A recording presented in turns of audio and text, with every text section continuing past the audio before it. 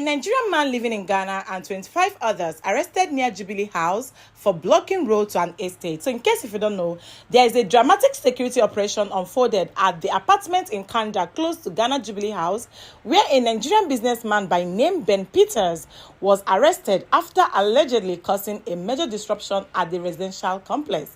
The joint operation was carried out by the both national security officers, supported by both police and military personnel. According to the report, Peters, accompanied by a group of unidentified armed men, had obstructed the main entrance of the apartment with his vehicles, preventing residents from entering or leaving the premises. Can you imagine? It is always Nigerian gods for me, like in Ghana. Are you guys serious? Despite attempts by security personnel to apprehend him, Peters reportedly went into hiding within the building and refused to surrender. So following his arrest, several individuals believed to be associates of Peters were also detained, and multiple vehicles involving in the blockage were impounded by national security. Speaking after the operation, I'm going to let you guys watch the videos, and then I have a whole lot of things to share at the end of the video. Stay tuned. It's down there. Let me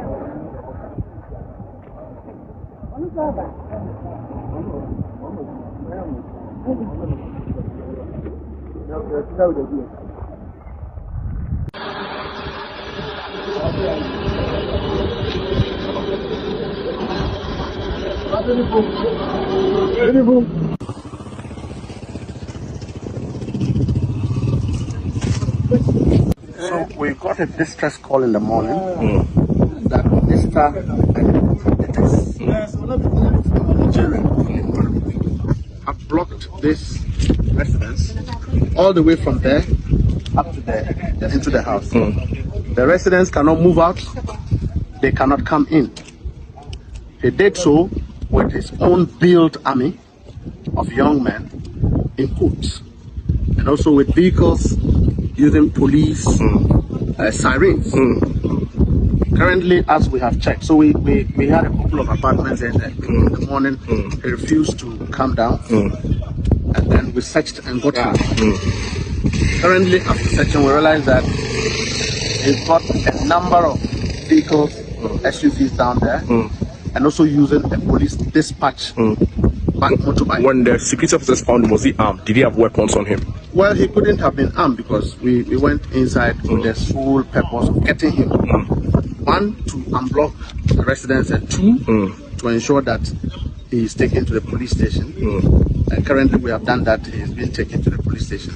And so arrangements have been done to evacuate all the vehicles for further investigation to the police. Has preliminary investigation showed any untoward conduct on his part? Well, it's not just untoward, it's on unlawful conduct to block. This is a commercial property. One, he doesn't have the right to block it.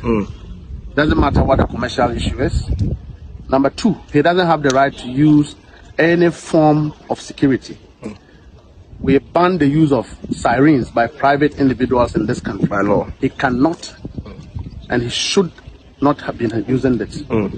Number three, even because of the light he has brought into this issue, there's a need to investigate the number of SUVs that we found there. But do you know his reasons for blocking the place to begin with? He claimed that the management of the residents have not given him a personalized key, and that is all.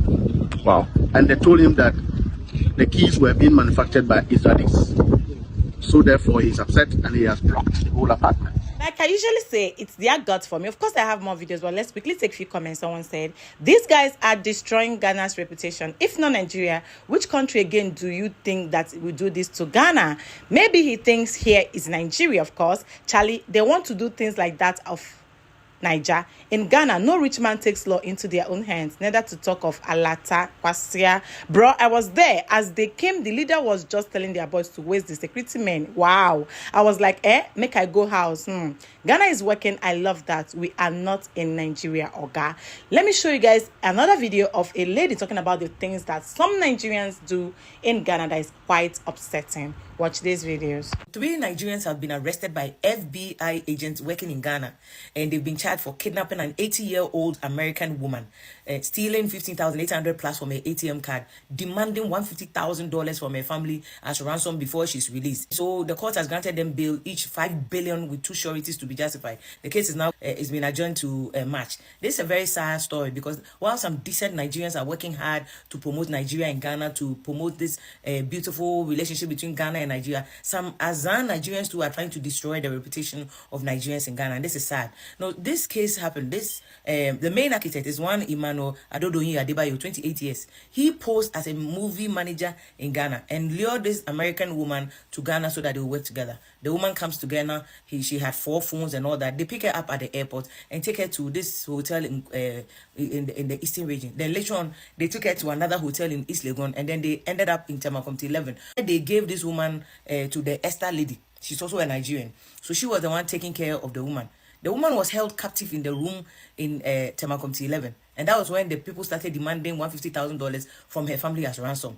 Now, all this while, they had taken all the 4 phones of the woman, sold the phones in Nkrumah Circle. They had used her ATM card, American card, to make withdrawals. So once they spend the money, reach out to the family, making demands on the family. The prosecutor in the case, Daniel Danku, told the court that it was the FBI agents in Ghana who reported the case to them, because of course it's an American citizen, so the FBI will be concerned about the whereabouts of the American citizen. So once the case was reported to them, the police decided to move into action by investigating the issue. And then when they investigated, they found out that an American citizen, one Diana Christine Nelson, was kidnapped by these unknown men. At the time, the police did not know the names of these young men, so they followed the case, investigated, and then they went to Late Equiapem, where they were told that the woman was kept as a hostage in that place. And then when they went there, they had moved the woman from Late Equiapem to another place. And then later they found that the woman had been moved to a house in Temakomti 11. You see, Ghana Police Service too is very smart. They traced the ATM card that was used to make the withdrawal. They arrested this Adebayo guy. And Adebayo led the police to the house at Temakomti 11 where the woman was held. And so they arrested them. The woman was traumatized. They had to take her to the hospital to recover and all that. That was when the police arrested the Esther lady. And the Esther lady claims that, oh, she doesn't know anything, but the police charge her with abetment of crime. That is like supporting somebody in the commission of a crime. It was when the police made the arrest of Adebayo that Adebayo and Esther mentioned the Poromo guy. That is a guy called Poromo. So there are 3 people, the Adebayo and Poromo, and then the Esther lady. And the Esther lady claims, oh, she's not part of it. It's Poromo and Adebayo who kidnapped the woman and only brought her to take care of her. So now the Poromo guy is at large. But the Ghana Police Service is very good. They traced the phones that they sold to a circle, and they managed to retrieve 2 of the phones. They are now looking to recover the Apple phone that was also sold to another person. And the phones that they sold, the police said the first phone, they made 7,000 Ghana cedis out of it. And then 4,000 Ghana cedis, they collected the money. When they arrested the Adebayo guy, he had spent part of the $15,800 that he had stolen from the woman's ATM card. He had spent it, but they managed to retrieve some of the money. So the case is still in court. And the next adjourned date, which will be in March, we'll see where the case will get to. But so far, Esther and the Adebayo guy have pleaded not guilty. Let's all be careful in Ghana with the things we do. If it involves, especially an American, the FBI have offices at the American embassy in Ghana. They are tracking every movement. They will deal with you.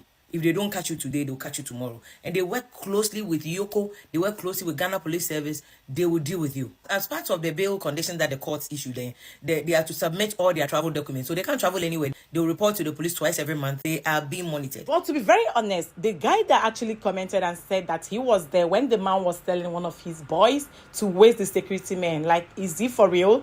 I don't know if Nigerians think that Ghana is Nigeria. They don't do that in Ghana. You know, Nigerians are already built to suppress people, but when you come to Ghana, you have to literally mind your business. So this man has actually, Ben Peters has actually blocked the place such that no individual can go out or come in.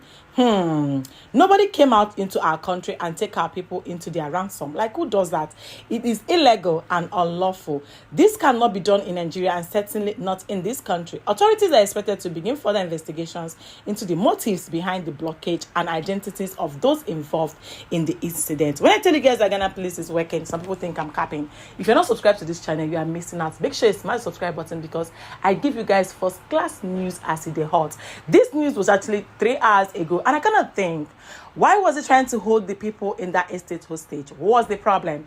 Does it have anything to do with like kidnap or fraud, or what was he trying to gain from doing such? Because to be very honest, Ghana Police will make sure that everyone in amongst those 25 people will never go unpunished. I saw this video and I was like, okay, I need to put it out there so that I can tell Nigerians that Ghana is not a lawless country. What he did is actually very unlawful, and it will never be tolerated. If this thing cannot be tolerated in Nigeria, even though I know sometimes it can be tolerated in Nigeria, yes, this country does not.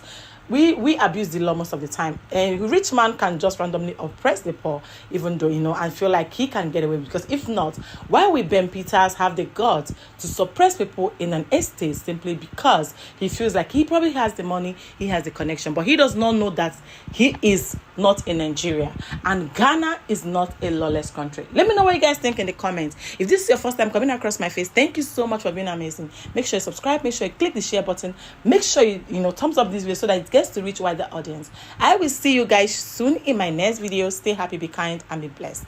Bye guys.